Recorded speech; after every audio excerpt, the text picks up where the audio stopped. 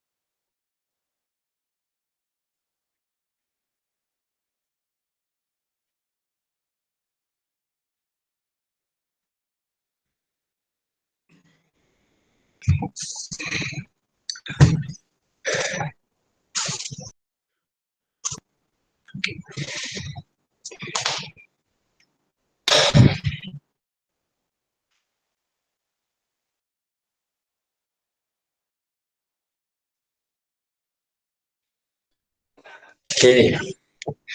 สบายดีเนาะโอเคสบายดีน้องทุกคนนะโอเคนะสบายดี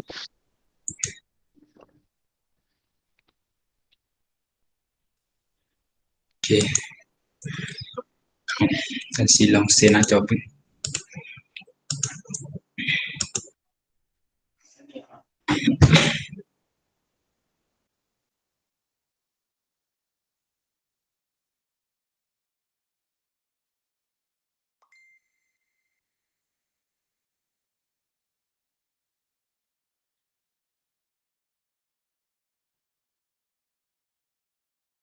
โอเคเป็นอะไรเสียงกับภาพเป็นอะไรชัดเจนแล้วบ่โอเคเป็นอะไรบ่อาจารย์เด้อเสียงกับภาพโอเคแล้วบ่น้องน้องใดที่เข้ามาแล้วก็รบกวนต่ออาจารย์นะแล้วอาจารย์เห็นแล้วแล้วเนาะโอเคคันถ้าเห็นแล้วก็มีแต่เราจะมาต่อบทเรียนเก่าของเราเลยก็คือมื้อนี้จะเป็นมื้อเฮาเรียนสุดท้ายเนาะแล้วก็ต่อไปแม่นอาจารย์จะเอาบททดสอบมาให้วันนี้เป็นมื้อสุดท้ายแล้วมีอยากถามอะไรเด้อเนาะก็คือผู้น้องมีคำถามก็สามารถถามได้เลยเอามีแต่เขาจะมาบุกเก้สองข้อสุดท้ายเนาะมื้อนี้เราต้องเห็นมันแล้วสองข้อสุดท้ายนี้ก็คือข้อที่สองง่ายกับข้อที่สามง่ายข้อที่สองง่ายเพื่อนว่าจงตอบคำถามเนาะหรือว่าจงเขียนคำตอบใส่ในบล็อกคำตอบรูปนี้อันนี้ก็จะเป็นบทเรียนมัลติคือกันเรามีแต่เขาไปเบิ่งวิธีเก็บพร้อมกันเลยเนาะอันนี้จะเป็นข้อสองข้อสองยังหลายตาเทวะจันจิลึกออกก่อน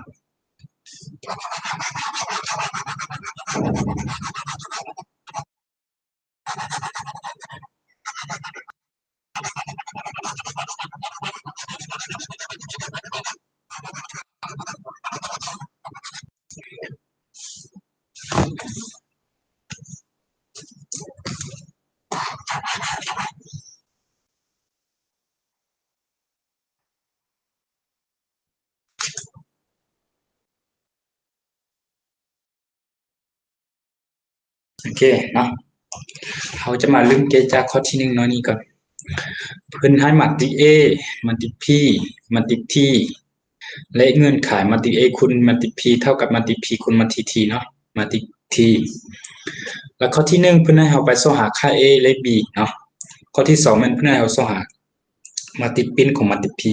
ข้อที่สามแม่นให้เราโซหามัตติ A กำลัง n โอเคมีแต่มาเก็บตามลำดับเลยก็คือข้อที่หนึ่งนี้เราก็จะสอดค่าของ a b จากเงื่อนไขง่ายๆคือที่อาจารย์บอกไปแล้วเนาะน้องใดที่แกะออกแล้วลองตอบมาเบิ่งดู a เท่าใด b เท่าใดสามารถเซได้เนาะอาจารย์จะเขียนคำตอบของเพิ่นไว้ก็ได้มีน้องใดแกะออกแล้วบอกออกแนวใด a เท่าใด b เท่าใดอาจารย์น้องออแล้วอาจารย์ออกเท่าใดลองบอค่ากให้ของ A น้องเท่า10 a เท่ากับเท่าใดก่อน ของ B เท่าa เท่ากับเท่าใด10 10อ่ะ A เท่ากับ10 b โดย เด้ B เท่า b เท่ากับ 2 b เท่ากับ2วะโดยเป็นมีแม่นบ่โอเคมีน้องใดที่ออกตั้งจากน้องอันนี้บ่ A เท่า12 B เท่า2มีคำตอบตั้งแล้วเนาะ a เท่า12 b เท่า2โอเคมี2คำตอบแล้วเนาะมีน้องใดที่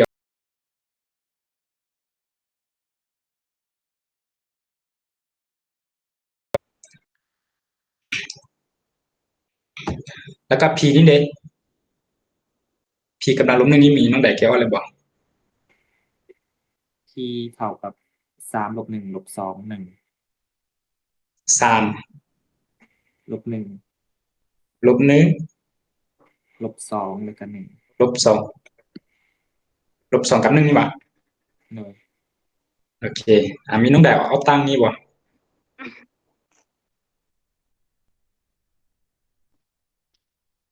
โอเคเป็นอย่าง อา เนาะ จารย์น้องตามอยู่อาจารย์ น้องตั้งโอเคเนาะแน่นอนน้องต้องตั้งอยู่แล้วเพราะว่าคำตอบข้อที่หนึ่งตั้งแล้วเนาะก็แน่นอนเอาไปสองหาพีมันต้องตั้งอยู่แล้วของน้องเป็นเท่าใด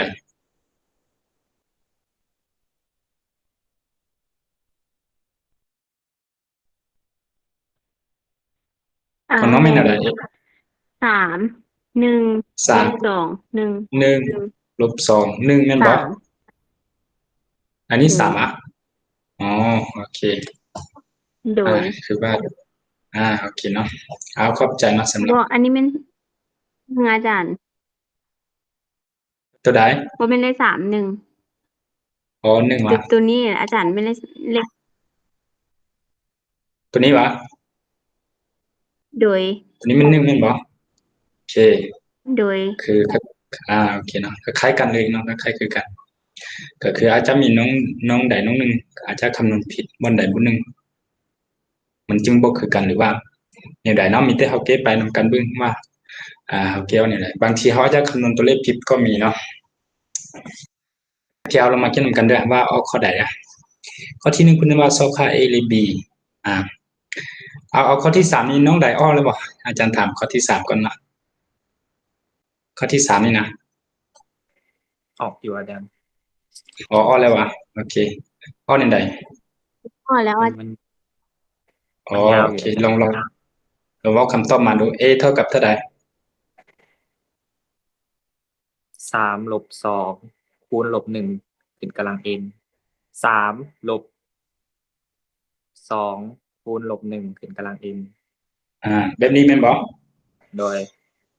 โอเคแล้วก็แนวใดต่อลบ1บวกวงเล็บลบ1เป็นกำลัง n ลบ1บวกวงเล็บลบ1เป็นกำลัง n ลบ1ทั้งหมดกำลัง n แบบนี้โอเคแล้วก็ต่อไปแม่6ลบ6ให้ลบ1กำลัง n คูณให้ลบ1กำลัง n นี่แม่นบ่แล้วก็ตามนี้สุดท้ายเด้ลบ2บวก3คูณลบ1กำลังลบ2บวก3คูณให้ลบ1ทั้งหมดกำลัง n โอ โอเคเอาอันนี้ยิงเอาเด้a กำลัง n เท่าไหร่ อาจารย์ของน้องเท่าตุทีเท่าทีคือกันอาจารย์ เท่าค่าของที อ๋อคือกันเลยวะ a กำลัง n เท่ากับ t วะ เท่าค่าของทีอาจารย์ อ๋อเท่าค่าของ หนึ่ง หนึ่ง มาติกทีอาจารย์ อ๋อถ้ามาติก t วะ โดย โอเคถ้ามาติก t หมายความว่าแสดงว่าอันนี้ก็จะกลายเป็นหนึ่งและอันนี้เป็นศูนย์อันนี้ศูนย์อันนี้ลบหนึ่งเนาะ โดย โอเคเขียนนะเอาเข้าใจได้เข้าใจสำหรับคำตอบของแต่ละน้องเนาะวันนี้เรามาลงมาเกี่ยนำกันเบื้องเนาะก็คือถ้าเราคำนวณผิดข้อที่หนึ่งไปแล้ว ข้อที่สองข้อที่สามเราก็ต้องผิดไป ถ้าสมมติเราผิดข้อที่หนึ่งได้เนาะถ้าเราถือข้อที่หนึ่งก็มีโอกาสบางทีเราอาจจะผิดข้อที่สองข้อที่สามก็มีแบบนี้ซื่อๆเรามีแต่เราไปเกี่ยนำกันเลยโอเคเนาะก็คือเรากับจากเงื่อนไขที่อาจารย์บอกแล้วว่าเราซอกค่า a และ b นี้ได้จากมาตริก a คูณ p เท่ากับมาตริก p คูณมาตริก t นี่เนาะก็คืออาจารย์จะข้อหนึ่งนี่ซอก a กับ b นี่นะจากมาตริก a จากมาตริก a คูณ p เนาะ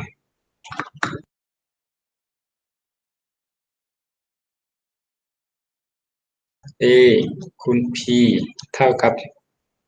p คูณ t เนาะมีแต่เอามาเขียนไว้ลงก็คือ a คูณ p เท่า p คูณ t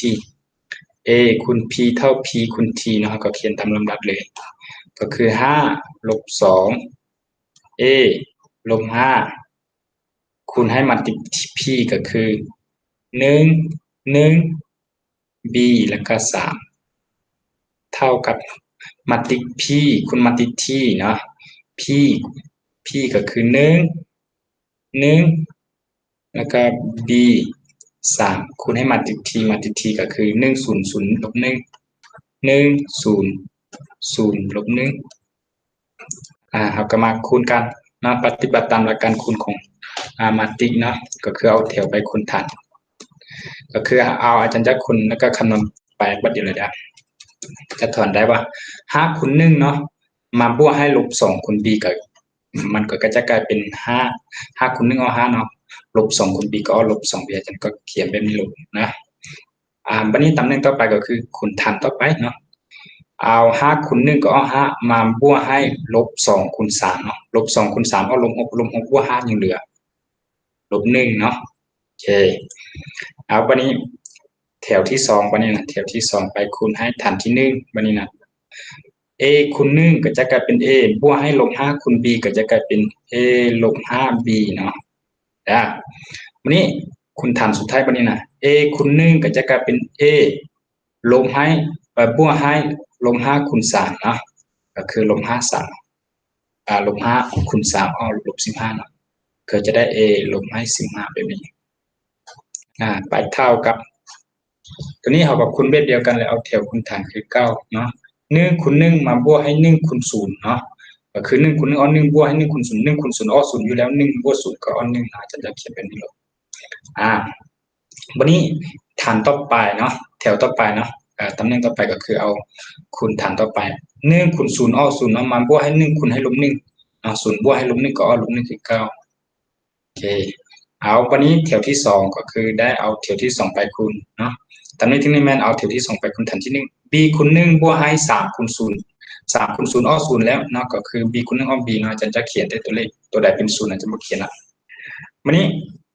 b คูณ0กลายเป็น0แล้วเนาะมาบวกให้3คูณลบ1ก็กลายเป็นลบ3แบบนี้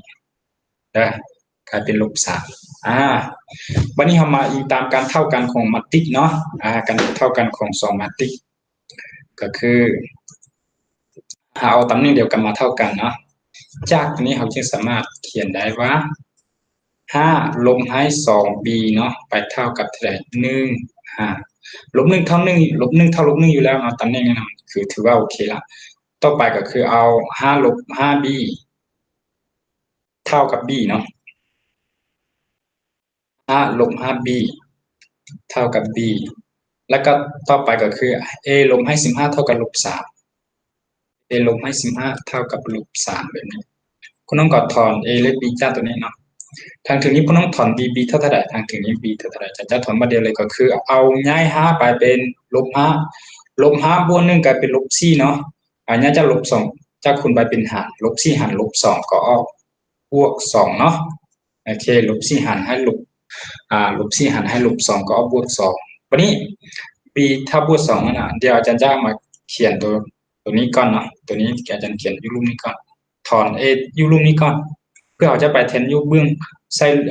กลางนี่เนาะซึ่งกลางนี่มันต้องเท่ากันเนาะถ้าบ่เท่ากันหมายความว่าเราซอย a และ b ผิดเนาะก็คือ a เราจะถอนจากสมมุติสุดท้ายนี่ก็คือย้ายจากลบ15กลายเป็นบวก15ได้บวก15ลบให้3เนาะก็ยังเหลือบวก12โอเค